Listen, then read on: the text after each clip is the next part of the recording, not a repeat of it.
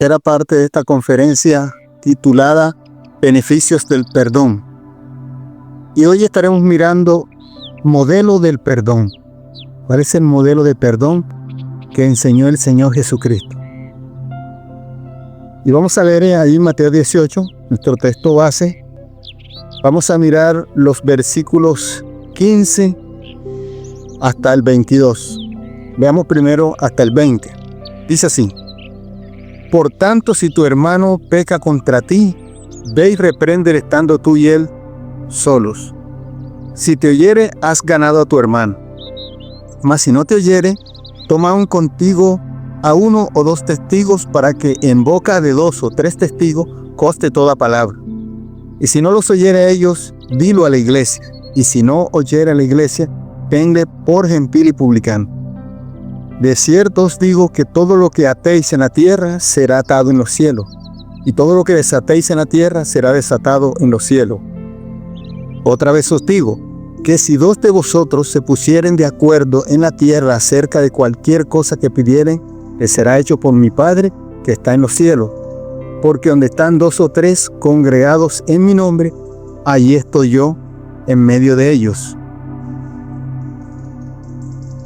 Bien, este pasaje nos muestra 3 instancias para el perdón.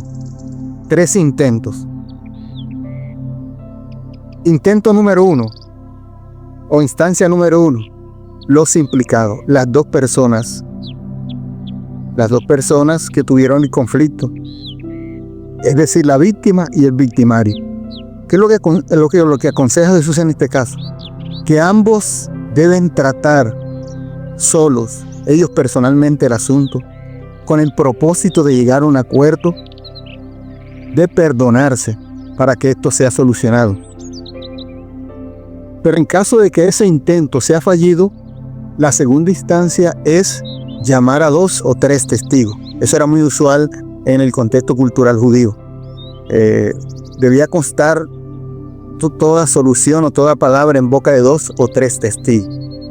Y eso es lo que plantea Jesús. Entonces esa es la segunda instancia. 2 o 3 testigos, que refiere a personas maduras, que sean imparciales, que vengan con el propósito de ayudar, que no traten de favorecer a alguien. O sea, excluida la simpatía. Tienen que ser muy neutrales con el propósito de ayudar a ambos a solucionar el conflicto. Si la persona no escucha a los testigos, es decir, que este intento es fallido también. Se intentó, se hizo lo posible y no hubo una solución del conflicto, entonces hay una tercera instancia que Jesús recomienda. La iglesia debe participar. La iglesia con el propósito de solucionar, de buscarles una salida del conflicto. Si la persona tampoco oye a la iglesia, o sea, niega el perdón, entonces esto nos muestra que el caso es demasiado grave. Grave en el sentido de que la persona no quiere. Mire que es normal que de pronto cuando tratamos en la primera instancia de solucionar el conflicto, las cuestiones se compliquen más, el asunto se complique más. Y también es probable que en la segunda instancia también, porque la persona está herida, la persona que recibió el daño está herida y está en todo su derecho. Tenemos que entender eso. Pero ya la tercera instancia, cuando ya intervienen muchas personas y ha pasado un lapso también, entonces ya se ve que el asunto es grave, ya la persona no está dispuesta a perdonar. Y entonces, ¿qué plantea aquí el Señor Jesucristo? Dice, ténganlo por gentil y publicano. ¿Quién eran los gentiles y los publicanos? Los gentiles eran los que trabajaban con el imperio de Roma. Recordemos que en los tiempos de Jesús, Israel estaba subyugado por Roma, por el imperio romano. Y los publicanos estaban trabajando con el imperio romano y ellos traicionaban a sus propios compatriotas y les cobraban no solamente lo que debían, sino mucho más de los impuestos. Entonces eran odiados por el pueblo. Y los pecadores se refieren a las personas que habían decidido voluntariamente vivir una vida desagradable delante de Dios. Entonces estas personas eran consideradas como excluidas del pueblo de Dios. Y eso es lo que el Señor dice aquí. Si con estas tres instancias no solucionan el conflicto, se niegan el perdón, entonces ténganle por gentil y publicano. No es pequeño, que es la palabra que ha venido usando Jesús de un niño pequeño que está dispuesto a perdonar a pesar de lo que le hayan causado, del daño causado. Pero ¿qué pasa con esta persona? Aquí dice, encontramos la palabra atar y desatar. ¿Qué quiere decir esta palabra aquí, atar y desatar? Se refiere a que la persona espiritualmente queda bloqueada. Su vida espiritual, es decir, su comunión con Dios, queda fracturada. Por eso dice, ténganle por gentil y publicano. En nuestras palabras sería, ténganle como una persona que no es cristiana, una persona no convertida. No se le debe impedir tampoco que asista a la iglesia, porque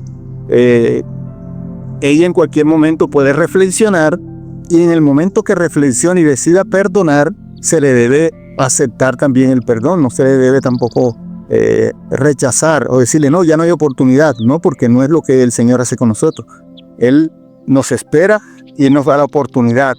Pero en el momento que la persona ha negado el perdón en estas tres instancias, en estos tres intentos, la persona queda sin comunión con Dios. Entonces, mire qué interesante es esto, ¿verdad? Porque muchas veces este término atar aquí, y el acuerdo aquí en este pasaje lo hemos tomado para referirnos a atar demonios. No, en este pasaje no se refiere a eso. No se refiere a eso. Hay un contexto que se está manejando aquí del manejo de conflictos, de llegar al perdón, llegar a un acuerdo.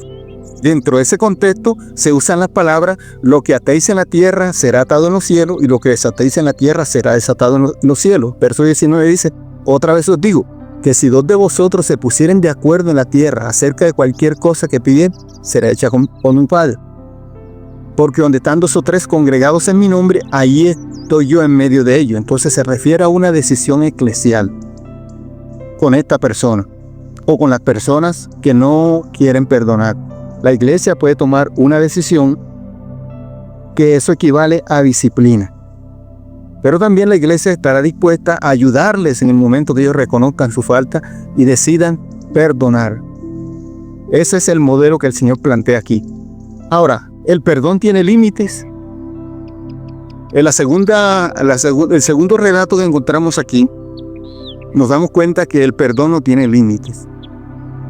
Pedro hace una pregunta, versículo 21. Entonces se le acercó Pedro y le dijo, Señor, ¿cuántas veces perdonaré a mi hermano que peque contra mí? ¿Hasta 7? Jesús le dice, no te digo hasta 7, sino aún hasta 70 veces 7. Entonces el perdón no tiene límite, porque Dios tampoco nos pone límite a nosotros para perdonar. Siempre que nosotros ofendemos al Señor, que no queremos hacerlo, ¿verdad? Pero que lo ofendemos y vamos a Él, y vamos muy sinceramente y nos arrepentimos y le pedimos perdón, el Señor no nos niega el perdón, Él nos da el perdón, porque Él espera que también nosotros le demos el perdón a las demás personas que nos ofenden. Entonces Él cuenta el relato que ya lo hemos leído, lo leímos el día de ayer. Cuenta el relato de dos deudores. Uno que debía, por poner un ejemplo, debía 10 millones de pesos y su señor le perdonó porque le robó. Pero ese siervo, cuando sale de allí, se encuentra a un consiervo suyo que le debía 1 millón de pesos, por decirle en palabras nuestras, y él no lo quiso perdonar. Y cuando los consiervos, los demás, vieron este asunto, se lo informaron a su señor. Y él dice que lo entregó a los verdugos, porque no le quiso perdonar, lo entregó a los verdugos. ¿Qué quiere decir todo esto? Bueno, el que perdona a este hombre la deuda tan grande, ese representa a Dios, que es el que nos perdona a nosotros cuando vamos a Él, independientemente de la manera en que le hemos ofendido. Y el otro que no quiso perdonar la deuda a su consiervo, representa a nosotros cuando nosotros muchas veces no queremos perdonar. Miren el peligro que damos cuando negamos el perdón. ¿Qué hizo el señor de aquel siervo? Dice que lo entregó a los verdugos. Los verdugos en aquel tiempo eran los hombres que se encargaban de torturar a aquellos presos Cuando era entregado a alguien a los verdugos, los cogían los verdugos, los tomaban y los castigaban bruscamente. Incluso podían hasta matarlos, que era lo más seguro. Los torturaban, le daban golpe y golpe y golpe hasta que esa persona moría. Entonces dice aquí la palabra que si nosotros no perdonamos, dice que así hará vuestro Padre Celestial con vosotros, si no perdonáis de todo corazón cada uno de sus hermanos sus ofensas. Individualmente, cada uno quiere decir individualmente. Debemos perdonar.